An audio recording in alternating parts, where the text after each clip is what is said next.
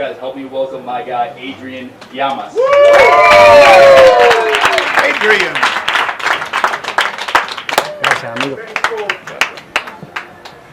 Thank you, Mr. Robin. Appreciate you. Thank you, John. Appreciate that. I truly do. Do you guys see our video? Yeah, everywhere. By the way, before I start, I'm somebody that was a very self-conscious person up until probably 3 years ago that I started getting more into the content. I would be real uncomfortable when I started like selfing myself. But I got through that. So anybody that's kind of on the fence whether to do content, I just recommend you just kind of what other people think about you, or where you think about what other people think about you, just forget about that and just do you. And if somebody likes you, great, and if not, just move on, you know?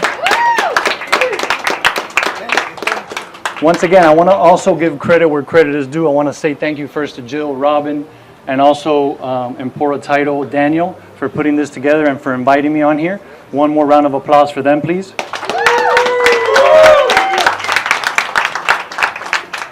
So if anybody here is interested in learning more about specifically creative deals, seller finance, sub 2, I suggest you ask Jill and Robin all your questions, John and Jonah as well. They are very good at the subject matter and they're actively doing these types of deals. So I recommend that you speak to them. Anybody that has any doubts, any questions about how to talk to folks, etc. Also, I would be hard-pressed to not mention this gentleman who, if this person doesn't put our mentorship together, none of this would happen. So Pace Morby, even though he's not here, I definitely want to thank Pace. So those of you that are in the group, Pace strives on adding value as much as possible. He's a huge go-giver. I thought that I was a good go-giver at heart, but after I got into this mentorship, I saw like I was nothing. This mentorship has made me be even more of a go-giver. I'm all about adding value to somebody, whether they make a lot of money or they're not, whether I'm going to benefit financially or not. If I can help you all or help anybody here, I'll be more than welcome. Having said that, once again, my name is Adrian Llamas. I work with Sell to Bobby / Housing Investments Group. We're a local investment company. We buy, fix, and flip. We also wholesale deals. We've been doing this for a few years. I personally have been doing wholesale for about 5 years in Miami and Broward, born and raised. And enough about me, because who gives a hoot about me? All right. We do. So, I would like, first of all, for everybody here to look to their neighbor, left and right, give them a quick fist pound and tell them, you are amazing and I'm grateful for you.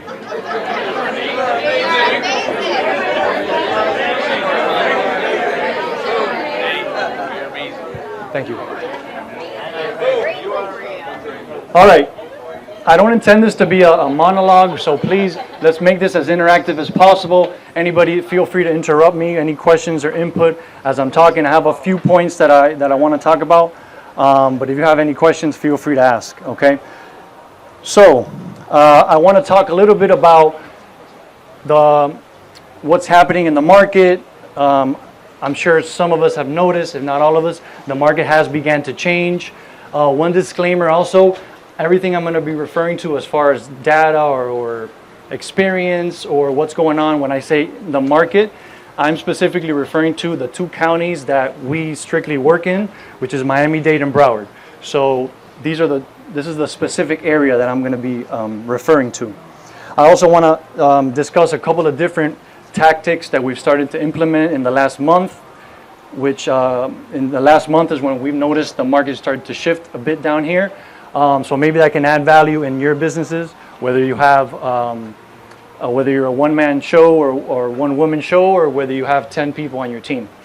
So some of the prices have asking prices and some of the closing prices have began to come down in Miami-Dade and Broward. Has anybody noticed a little difference in the market in the last couple months? Yes. We talk to realtors often that put some of our fix and flip properties on the market. They're telling us every so often now, which they didn't have to tell us this a couple of months ago, hey, Adrian, this property is not moving. It's been on the market 2 or 3 weeks. We've had little to no showings, no offers. We need to either cancel this or try to lower the price. that type of stuff wasn't going on even probably 2 months ago, where almost everything that we were putting on the market was selling, and also everything we were looking to wholesale was moving quite quickly. Our single family houses are still moving quite quickly down here in Miami-Dade and Broward. We sell quite a bit. The condos,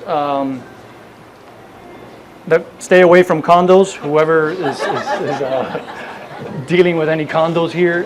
Complete different market, a lot harder to move those. We're adjusting our numbers to try to sell to investors at a 30% cash on cash return, and we're still having issues selling some of those even at a 30% cash on cash. So condo game is a lot more challenging. So one of the things that we're doing to be more nimble in this market that's changing, specifically on our cash deals. If we see a deal hasn't sold in about a week, that's like an eternity for us in wholesale and for here. Most of our houses sell within the first day or two. If they don't go sight unseen, they're definitely going within the first showing, if it even gets to one showing. We rarely have had to do 2 showings ever since I can remember, this whole year. What we do is we try to adjust our price very quickly. We start dropping the price by 5, 10K, depending on the price range of the house. Another thing that's kind of worked out in a couple occasions recently is we'll even go down under our current A to B price, which is the price that we have it with the seller. Let's say we have the property under contract for $100,000 with the seller, and we can't sell it for more than that. We'll start asking less than $100,000 for the property. Even though we have it under contract for $100,000, we'll start asking $90,000, even $85,000, even $80,000.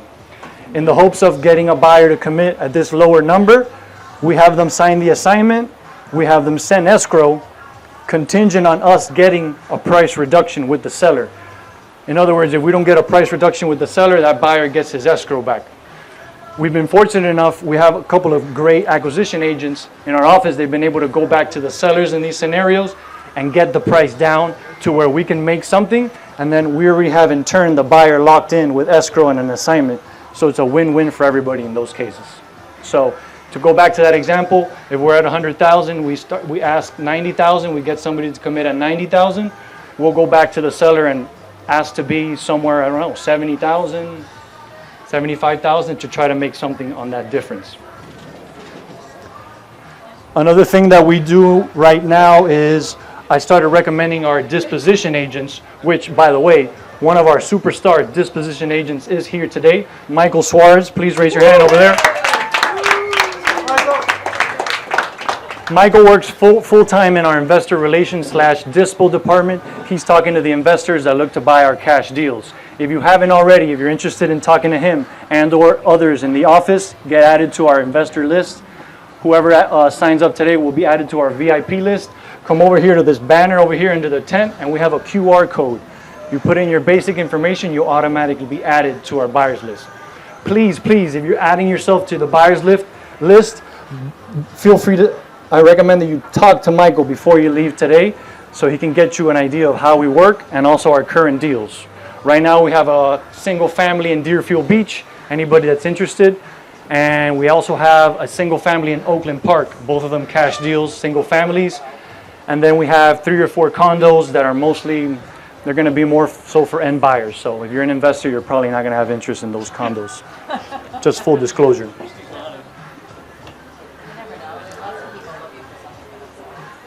Right. Now we've been fortunate enough, sometimes we find folks that are end users and they go ahead and they buy it from us direct and live in it.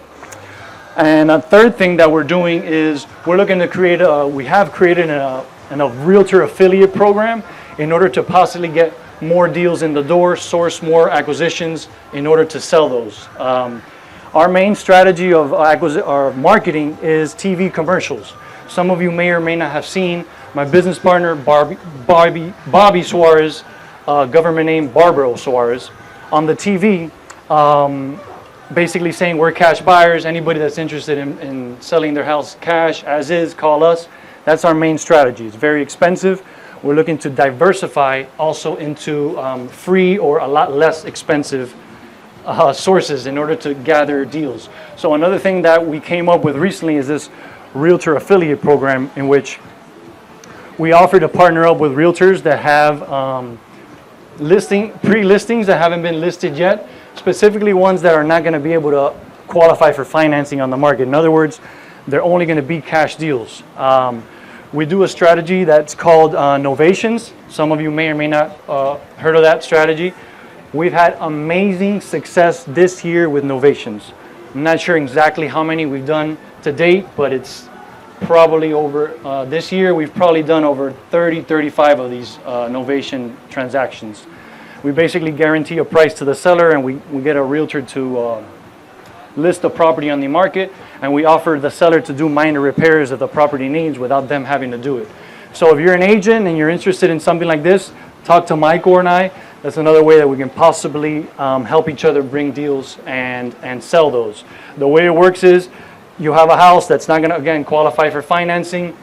We come in and we offer to fix whatever the property needs in order to make it financeable, and then we go turn around and we list it on the market with the realtor who sourced us the deal. So that realtor will get the listing, and they can make either 3 or 6% on the listing if and when they sell it on the market.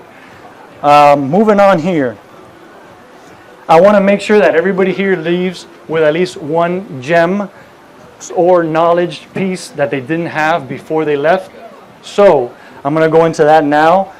My specialty is sales, specifically acquisitions and dispositions. My role in the company is director of sales.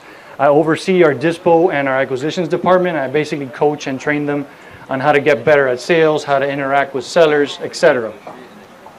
I'm going to go into a couple of possibly unique, if you're not experienced, maybe you've heard of these sales tactics in the past. They're not really a tactic, it's just basically a question or two.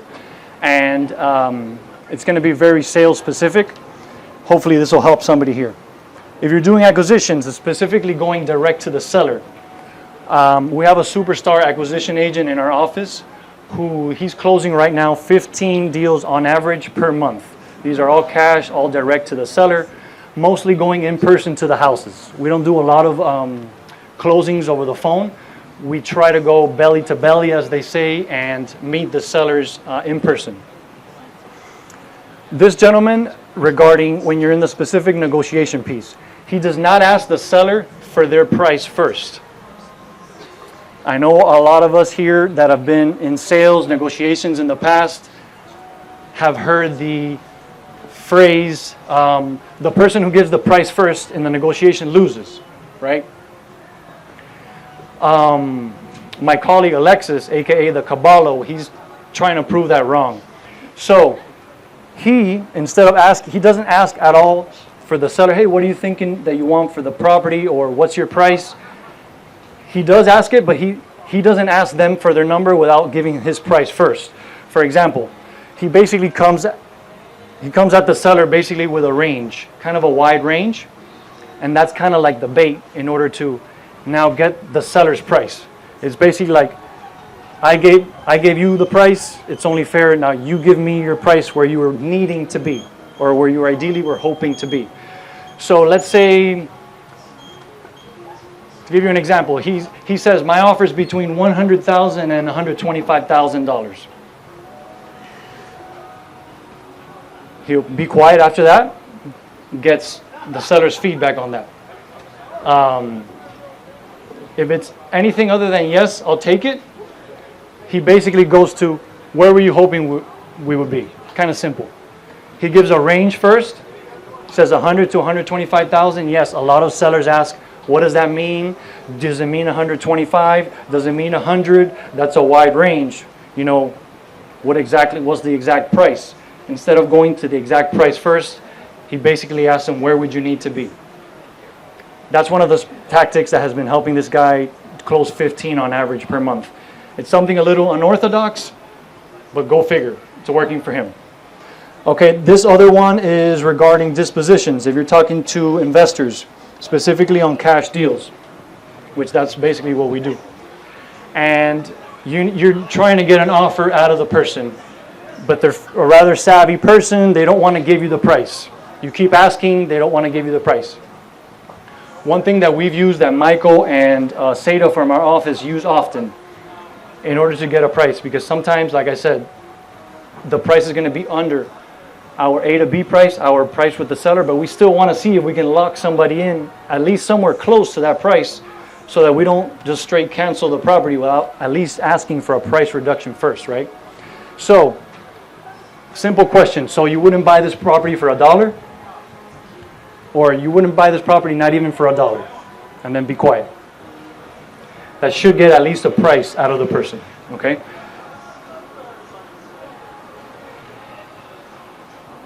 I would also like to, at this moment, open it up to Q&A if anybody has any questions. Yeah. Jonah, what's up?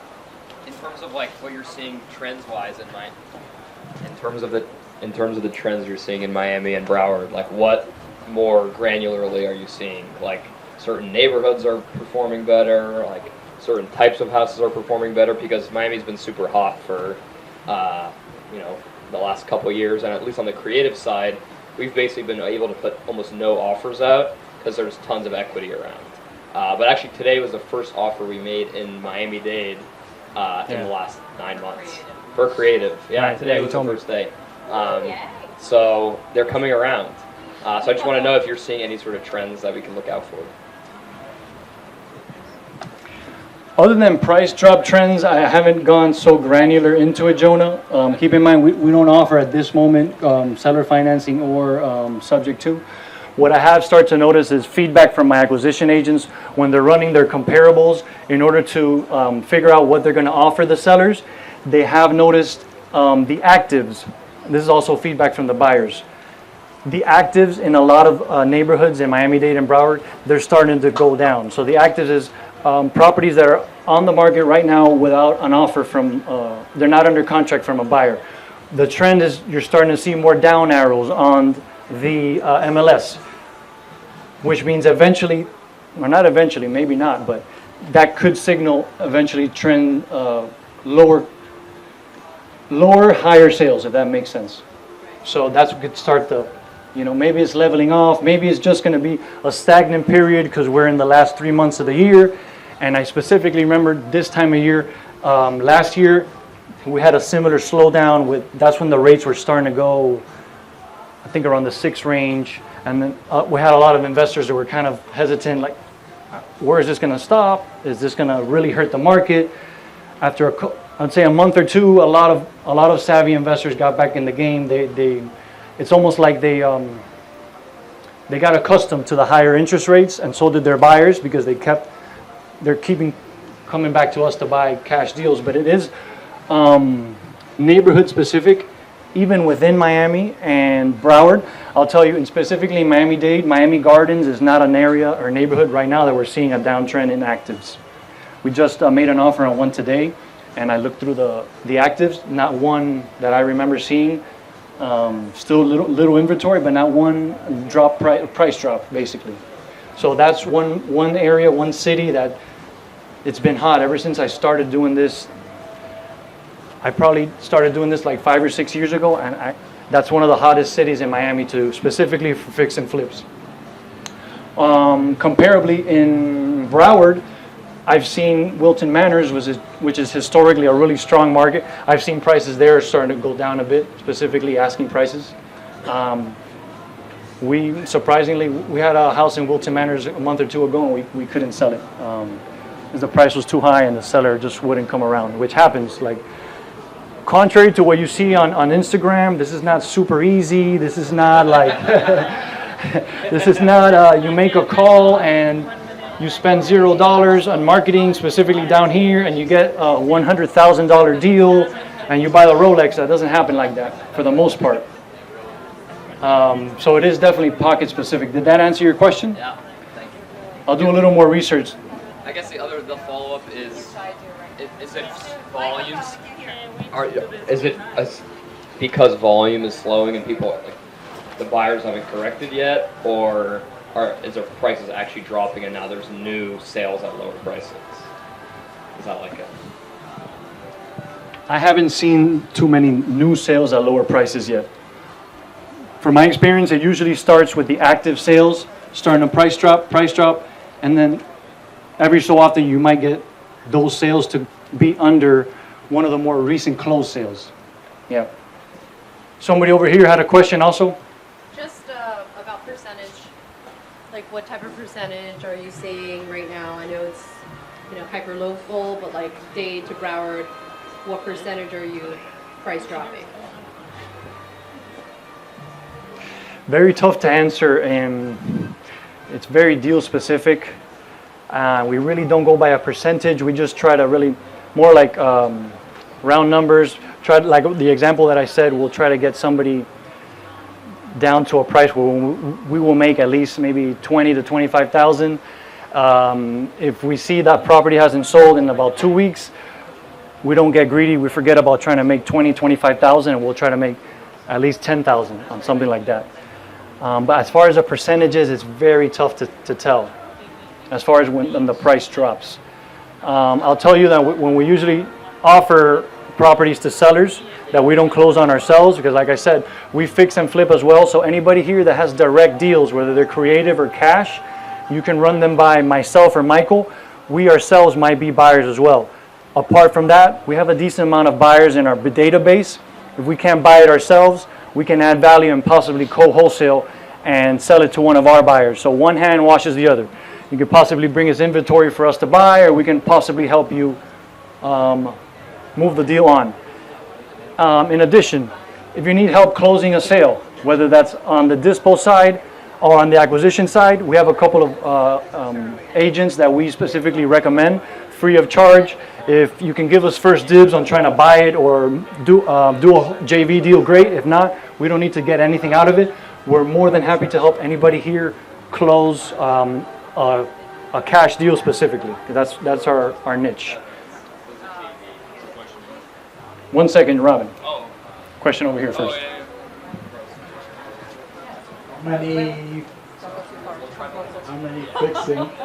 How many fixing flips are you doing? And the JV for fix and flips, or even for buy and hold? So when you say JV for fix and flips or buy and hold, how so? With money, or somebody that has money coming into a deal? case by case basis? For the most part, no. As far as you want us to, in a perfect world, us to do the renovation and you bring in the money? Is that what you're kind of saying? Case by case basis, we could talk about it. How many fix and flips per month are we doing? I'd say between 3 and 5, and we're trying to do less. Bobby's trying to do less. He's trying to probably do 1 or 2 a month. He hears what our buyers are saying too. He's also not a huge fan of flipping in general, even though he's been doing this for many years. So he wants to wholesale almost 100% of our deals. Right now we wholesale probably 80%, 75% of our deals. So this year we've been averaging, I'd say, 3 to 5 flips a month. Everything Miami-Dade? Everything Miami-Dade and Broward, 100%, yeah. On the wholesale deals, we'll get every one-offs randomly in other states or other part of Florida, but other than that, strictly Miami-Dade and Broward. And on the buy and hold, the same, case-by-case basis. I forgot to mention, we started offering in-house lending. So apart from sourcing you the direct deal, we can possibly be the direct hard money lender on the deal as well, which is nice to have. Yes, sir. Average assignment fee. Average assignment fee for us, again, Miami-Dade and Broward, between $25,000 and $30,000. We're seeing on the novations, we're usually making a bit more than on assignments, on novations for the year. We've noticed we've made a bit higher fees on the novations instead of the cash deals. Just takes a bit longer for the most part to sell those novations. There's a little more that can go wrong as well. Those work really great when the market's doing amazing, the novations, but now when it's slower, you need to be very nimble, adjusting the price quickly. Sometimes we'll have to go back to the seller and ask for a price reduction even on these novation deals. So the name of the game is being nimble, like not staying firm on your price, dropping it in a day or two. If you don't see it moving, that's how we do it. We're dropping it 5, 10K, and eventually we'll go straight to the price that we have it at, in the hopes of trying to get a price reduction. One question over here, and then I'm coming over here. Nobody over here? Rob. I told you that was gonna happen. I'd like to hear your opinion, Adrian, on this sales tip. I know a lot of times in sales, people are kind of taught to, listen and, be quiet and, listen to what the seller's saying. I definitely think there's a part in the conversation with the sellers that it is okay to talk, and actually I think you should talk, especially in the beginning in the building rapport phase, where I like to build rapport by building credibility. And I like to tell the seller, hey, this is my transaction history, this is how long I've been doing this is my experience in dealing with these kinds of situations, because I feel if you do that right away in the beginning of the conversation, that kind of gives you authority, gives you credibility, and really that's the kind of rapport that we want to try to build. It's not like, oh yeah, I'm from Miami too, or yeah, I love to go to the beach. No, like real rapport is built by saying, hey, I'm the guy that knows how to get the job done here. What does that look like in your sales communication with the sellers when you're first introducing yourself to the seller? What are some things you say to build the credibility and let them know, hey, I'm a professional? And how important is that? I'd say it's very important. I got the whole build rapport by building credibility from Pace, which I know that's how you got it, and I tried to pass it down to the people that I kind of train and coach. We do it very similarly. We try to build rapport by credibility. So instead of saying, "Oh, I see you have this picture on the wall with your kids over in Colorado. I love Colorado. I've been there as well, or I'm thinking about going." That's the traditional kind of salesman talk that a lot of people are hearing. We try to do it as unorthodox as possible. We try to be as different as possible. Not that this is super different. So how do we build the rapport? What credibility do we have? So we mentioned that, first of all, we're on TV. It takes a lot to be on TV commercials for over 2 years. We went through a lot of background checks in order to get approved to do this. We've also been interviewed on, I believe, Channel 7, which they also did a bunch of background checks on us, which we mentioned. We've been on TV. And then we're really huge on our reputation, aka our Google reviews. Extremely big on asking for testimonials, either videos or Google reviews. I believe we have over 200 reviews right now, like a 4.8 rating, and we harp on that all the time. If there's a competitor coming in the door, I like to tell them to say, okay, you're thinking about going with ABC? Okay, let's go ahead and see right now, how do their reviews compare to ours? Let's see how long they've been in business. Guess what? If that person's not even on Google, they've never done a deal, that's a pretty good way of kind of Xing them out. Or let's say they have 10 reviews, and 1 or 2 of them are bad. It's another way to kind of differentiate yourself, but that's basically what we harp on. We also say more or less how many deals we did last year.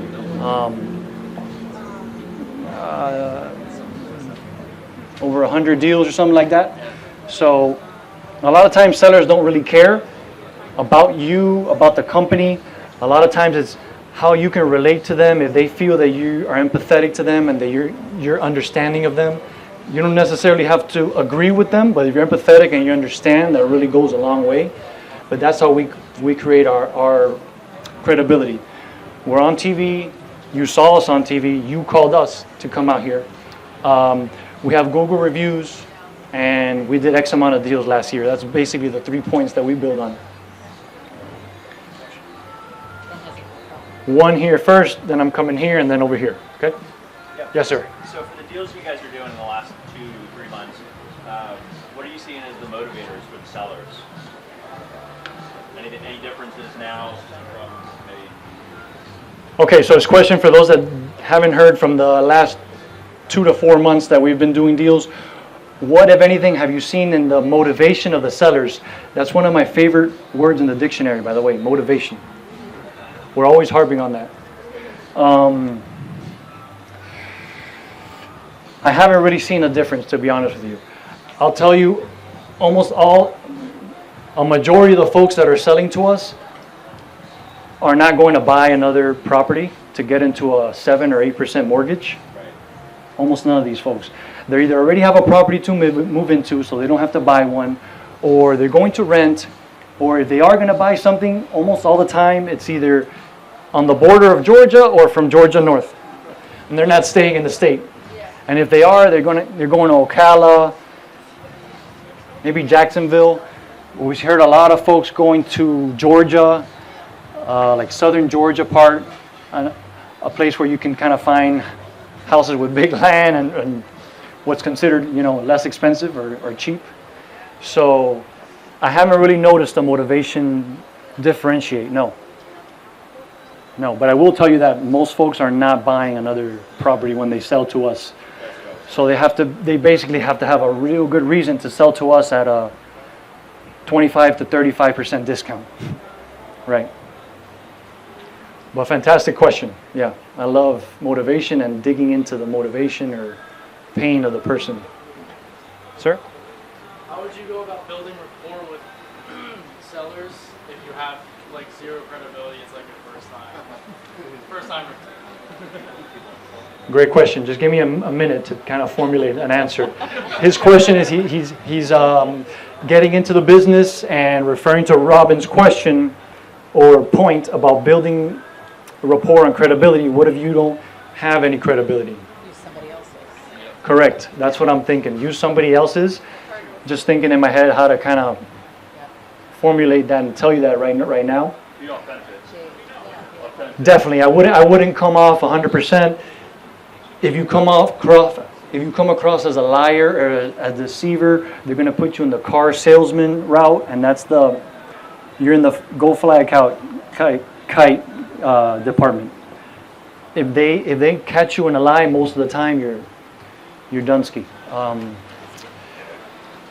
I would look to, if you're not working, if you can't work directly for or with a company, I would kind of be like an affiliate of theirs or a guy that they can help close deals. You can help them close deals, vice versa. And then maybe you can mention that company name or that person. That's a fantastic question. I don't want to take everybody's time up here. I'm somebody that likes to, before I just tell you, I don't have like a direct answer other than something like that. Build off of somebody else's credibility that already has it, and either say you work with them or for them. If you say with them, it doesn't necessarily mean you're an employee of theirs. It means maybe you talked to them before. You don't have to be that specific, But I'm sure there's a couple other ways. Yeah. Well, great question. Ben, you had a question. That's you. I know my name. Did you put someone else's name on there?